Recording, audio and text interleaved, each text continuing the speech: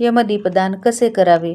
आपल्या घरच्या व्यक्तीवर अपमृत्यू किंवा अचानकपणे येणारा मृत्यू होऊ नये म्हणून दीपदान करायचे असते. म्हणजेच अपघाती मृत्यू टाळण्यासाठी हे यमदीपदान धनोत्रयोदशीला करतात. तर दीपदान करायचे त्यासाठी आपल्याला कणकेचा दिवा लागणार आहे.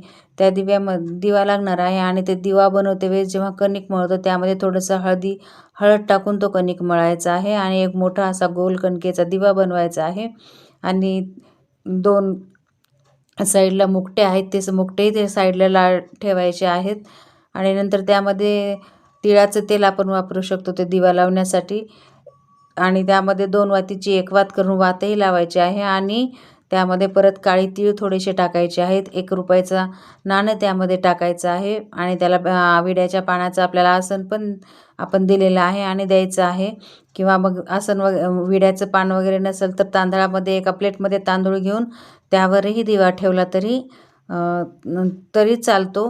पण धनत्रयोदशीला ह्या यमदीपाचं खूप खूप महत्त्व आहे आणि हा दिवा नंतर आपल्याला एका दक्षिण दिशेला आपल्या राहत होती त्या एका कोपऱ्यात किंवा गच्चीवर वगैरे एका साईडला दक्षिण दिशेला हा दिवा दक्षिणेकडे तोंड करून हा ठेवायचा आहे.